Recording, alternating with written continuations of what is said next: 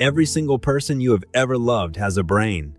And inside that brain, right now, a storm may be brewing that they cannot see, cannot name, and cannot stop. Not because they're weak, not because they made a choice, not because something is wrong with who they are, but because the brain, this 3-pound universe inside the skull, is the most complex object in the known cosmos. And like any complex system, it can break in ways that are specific, measurable, and devastating. Mental illness is not a character flaw. It is a biological event, a misfiring, a chemical imbalance, a structural shift in the very organ that makes you, you. And today, we're going to walk through the most significant mental illnesses, not as labels, not as diagnoses on a clipboard, but as stories happening inside real human brains. Stories of neurons, circuits, and chemicals that have gone quietly, painfully wrong. Before we begin, you need to understand the theater in which all of this unfolds. Your brain communicates through chemicals called neurotransmitters: dopamine, serotonin, norepinephrine, GABA, glutamate. Think of them as the language your brain uses to talk to itself.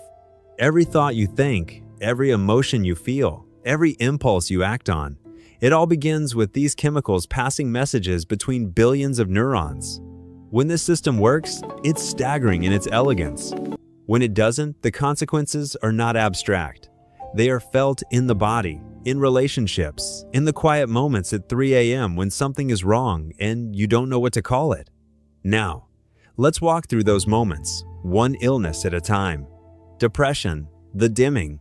Imagine waking up one morning and the world has lost its color. Not literally, everything looks the same, but nothing feels the same. The things that used to bring you joy, food, music, the people you love, they no longer reach you. It's as if someone has placed thick glass between you and everything you once cared about. This is depression, and in the brain, it is not imaginary. In a depressed brain, the prefrontal cortex, responsible for decision-making, motivation, and the ability to imagine a future, becomes significantly underactive. Meanwhile, the amygdala, your brain's fear and emotional alarm center, becomes overactive, flooding the system with dread, guilt, and worthlessness for no measurable external reason. Serotonin, dopamine, and norepinephrine, the neurotransmitters of pleasure, motivation, and alertness, plummet. The hippocampus, which forms memories and regulates emotion, can physically shrink under prolonged depression. This is not sadness. Sadness has a reason and a timeline. Depression is the brain's circuitry convincing a person that the darkness is permanent when the science tells us, clearly, that it doesn't have to be. Anxiety, the alarm that won't stop. Now imagine the opposite problem. Your brain's alarm system, designed to protect you from genuine danger, gets stuck in the on position. The threat isn't real, but the fear is absolutely physiologically real. In an anxious brain, the amygdala is chronically hyperactive. It scans every room, every conversation, every silence for danger, and finds it everywhere. The prefrontal cortex, which in a healthy brain steps in and says, "Calm down, you're safe," loses the ability to override the alarm. Cortisol, the stress hormone, floods the bloodstream. The heart races, the breath shortens. The mind spins through worst-case scenarios with the precision and speed of a supercomputer, solving problems that don't exist. Over time, this constant state of high alert physically rewires the brain's circuitry, making the anxious pathways stronger, faster, more automatic. It is exhausting in ways that people who've never experienced it will never fully understand, not because the person is catastrophizing on purpose, but because their brain has learned, deeply and structurally, that the world is not safe. Bipolar disorder, the two oceans. Some brains don't swing between calm and storm. They swing between two storms, one that lifts you so high you feel invincible, and one that drops you so low you can barely breathe. Bipolar disorder is a disorder of extremes. During manic episodes, the brain's dopamine system surges. The prefrontal cortex, the voice of reason, goes quiet. Energy becomes electric. Sleep feels unnecessary. Ideas rush in like a flood. Confidence has no ceiling. The person may feel, genuinely, like they've unlocked a version of themselves that is sharper, freer, more alive than ever before. And then, the crash. Depression arrives with equal force in the opposite direction. And the contrast between those two states, the memory of the high sitting alongside the reality of the low, makes bipolar disorder one of the most emotionally complex and painful conditions a human being can live with. The amygdala in a bipolar brain is structurally enlarged. The white matter, the connective tissue that links different regions of the brain, shows measurable abnormalities. This is not a mood problem. This is a brain architecture problem. Schizophrenia, when reality rewrites itself. Perhaps no mental illness is more misunderstood or more feared than schizophrenia. And yet, if you understood what was actually happening in the brain, fear might give way to something else entirely. Compassion. In schizophrenia, the brain's dopamine system becomes catastrophically dysregulated, flooding certain pathways while starving others.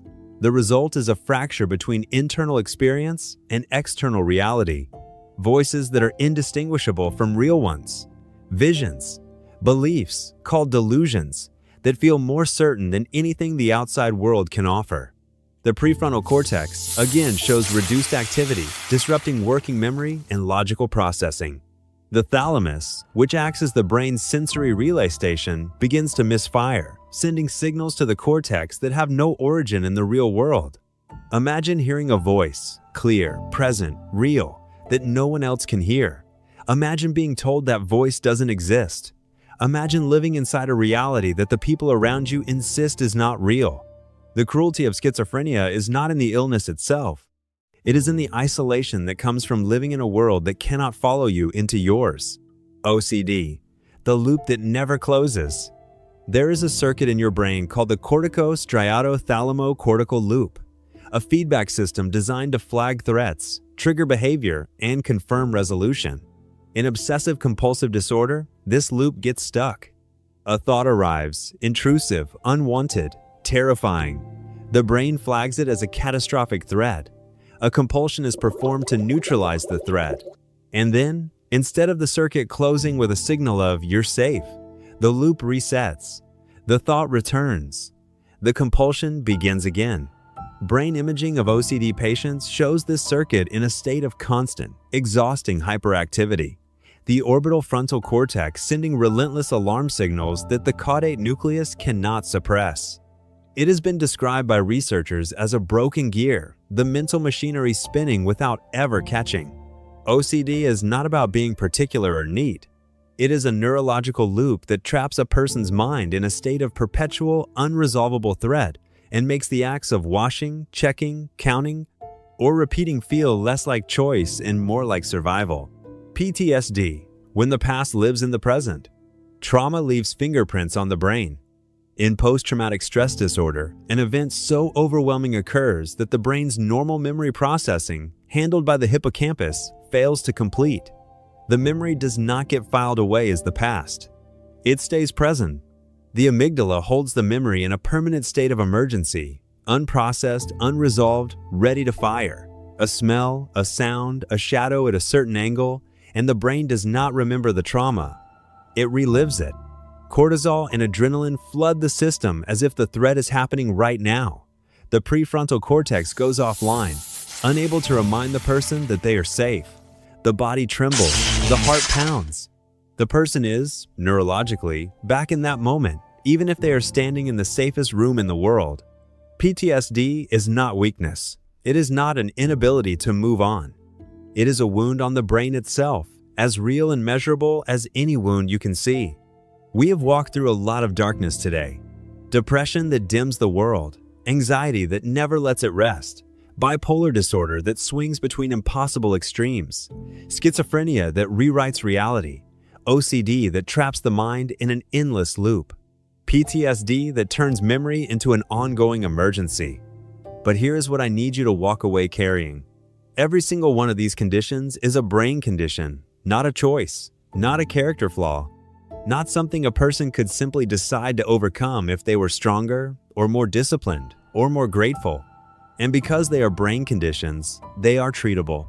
Therapy rewires neural pathways. Medication rebalances neurotransmitter systems.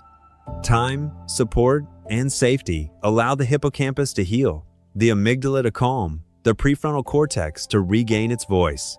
The brain is not a fixed, rigid machine. It is the most adaptable structure in the universe. Neuroplasticity, the brain's ability to change, rebuild, and reroute, means that no diagnosis is a life sentence. Think about the people in your life. The friend who cancels plans and doesn't explain why. The family member who seems impossible to reach. The colleague who seems fine on the outside and completely disappears on the inside. Now you know, something may be happening in their brain that they cannot control, cannot always name, and may be too afraid or too ashamed to tell you. Mental illness does not make someone less. It makes them someone whose brain is fighting a war that most people will never see and never fully understand.